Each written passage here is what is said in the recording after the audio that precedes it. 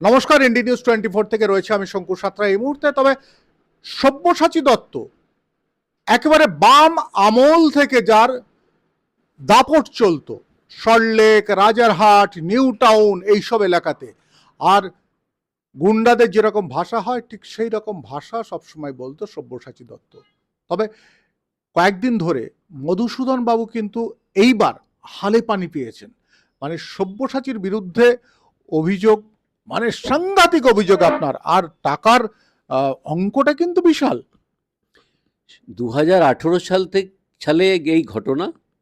তো সেই সময় আমি সব্যসাচী দত্ত আমার ওপরে যে টর্চার করেছেন, যে মানসিক নির্যাতন করেছেন, যে প্রাণনাশের হুমকি দিয়েছেন, যেভাবে আমি আতঙ্কে আছি, যা ছিলাম, তো আজ মাননীয় মুখ্যমন্ত্রী শুভেন্দু অধিকারীর জন্য আজ আমার এই সাহস হয়েছে যে কিছু বলার, সেই সুযোগটা আমি পেয়েছি।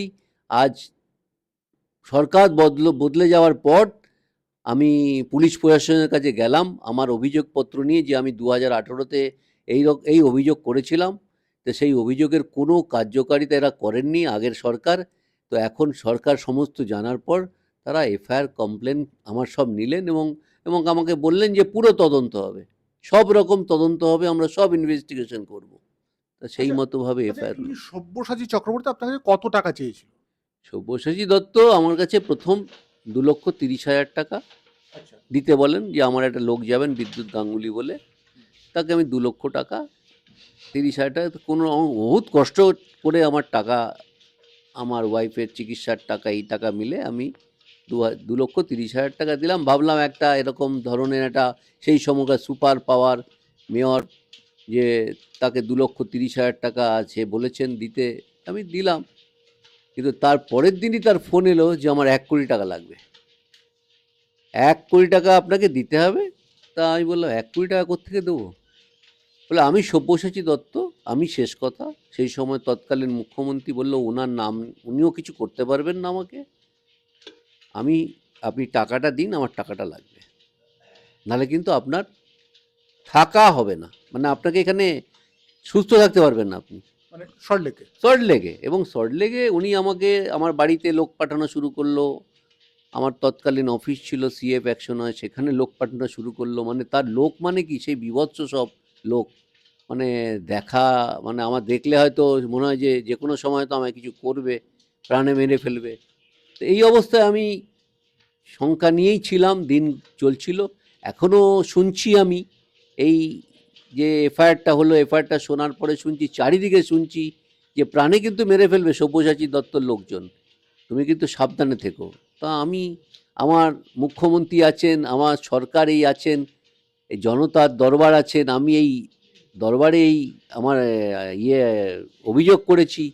তা আমাকে সরকার আমাকে রক্ষা করবে, এই আমার আশা। মানে এখনো পর্যন্ত সব্যসাচী দত্তের ভয়ে ঝুঁকি নিয়ে আপনি রয়েছেন? হ্যাঁ, আমাকে এখনো সময়, আমি এইমাত্র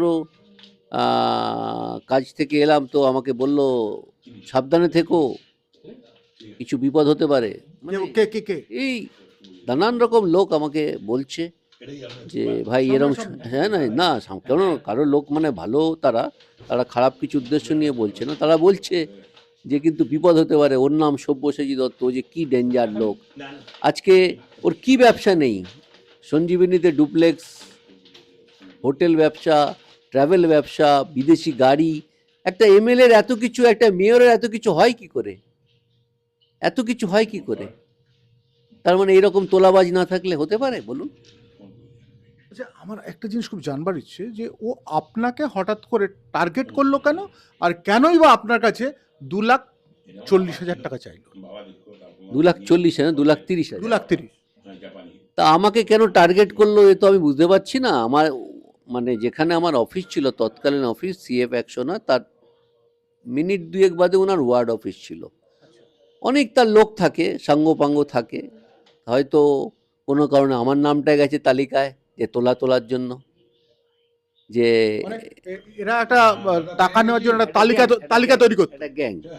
তার ওয়ার্ড অফিসটা দেখুন কত বড় স্টার টাইপের ওয়ার্ড অফিস, কিভাবে সে মেনটেন করে। মানে দেখলে বোঝা যাবে না একটা কাউন্সিলের অফিস এরকম হওয়া উচিত কি, আমরা তো ভাবতে পারি না।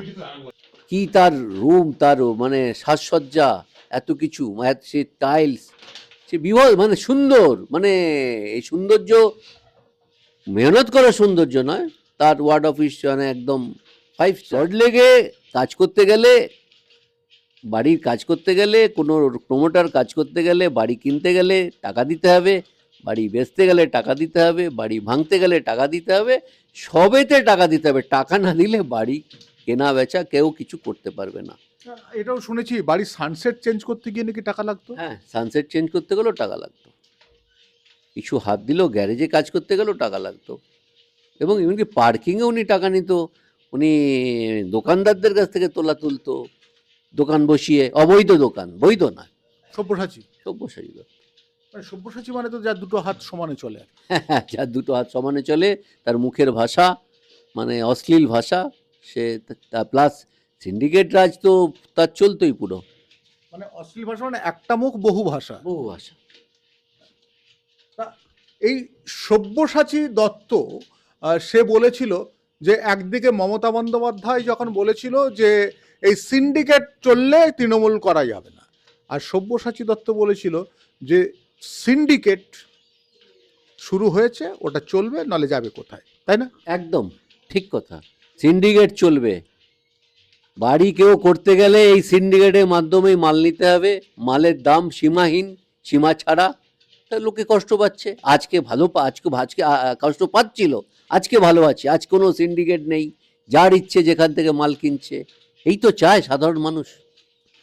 আপনি কি চান সব্যসাচীর বিরুদ্ধে আর কি হোক, কিংবা আপনার কাছে যারা যারা টাকা আনতে এসেছিল বিদ্যুৎ গাঙ্গুলি থেকে আরম্ভ করে তাদের নামগুলো এফআইআর দিয়েছেন?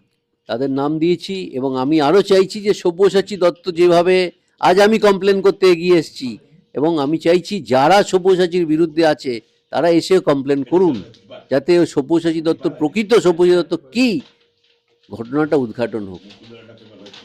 ভাবতে পারেন তৃণমূল কংগ্রেস যেতে কিন্তু বহুজন তারা কিন্তু হাঁপ ছেড়েছে। আমার কাছে ব্যক্তিগতভাবে প্রচুর ফোন আসছে যারা তৃণমূল কংগ্রেস থাকাকালীন তারা কিন্তু কোনোদিন কোথাও অভিযোগ করতে পারেনি। কিন্তু বিষয়টা কি জানেন, আমাদের আইনটা যদি একটু চেঞ্জ হয় অনেক ভালো হয়। যারা একসময় পারেনি তাদের নতুন করে অভিযোগ করার এই একটা সুযোগ দেওয়া উচিত, এবং এখনো পর্যন্ত বহু থানা আছে তারা কিন্তু মধুসূদন বাবুদের মতো চট করে অ্যাকসেপ্ট করছে না, ফিরিয়ে দিচ্ছে, বলছে কয়েকদিন পরে আসুন। তবে আমি শঙ্কর রয়েছি আপনাদের সঙ্গে, ইন্ডি নিউজ 24 দেখতে থাকুন।